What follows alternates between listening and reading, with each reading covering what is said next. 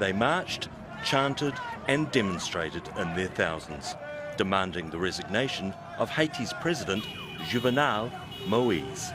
Parts of the protests turned violent as some fought with police who used tear gas and fired several bullets into the air to disperse the crowd.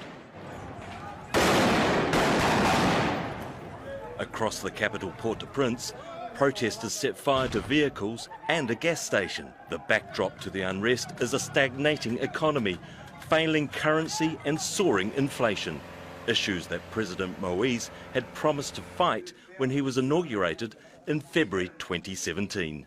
We went to elections. A part of the population voted. I am president. I am ready to speak to all my brothers and sisters over the difficulties the country is facing. To my brothers and sisters in the opposition, the door is open so as to reach a solution. But Haitians have been demanding change for a while now.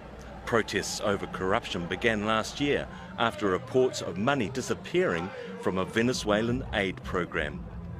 Then came a controversial fuel price increase proposal in July that sent thousands onto the streets.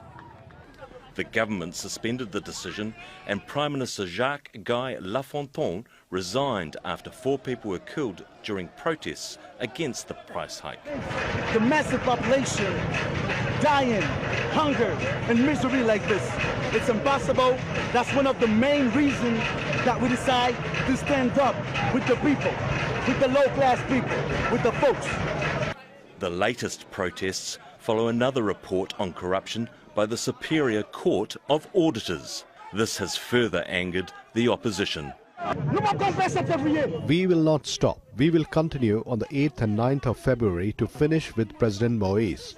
If he does not want to step down from power, we are going to name an interim president in the coming days. Haiti has had a difficult few years, battling a cholera epidemic, the aftermath of the 2010 earthquake and political turmoil. But corruption is a big problem, and many Haitians want that to change. Kevin Calvert, Al Jazeera.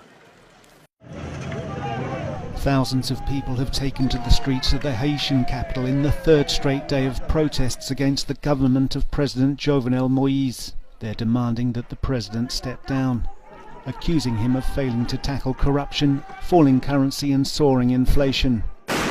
Since Moïse has been in power, he's been telling lies to the people. We live in hunger, in misery. The country is terrible. They can't continue to kill people like this. Jovenel must go. At least 2 people have been killed and 14 police officers injured. Adding to the already high tensions in the capital, at least 4 people were killed and 9 injured in a traffic accident involving an armoured vehicle belonging to the United Nations Stabilization Force.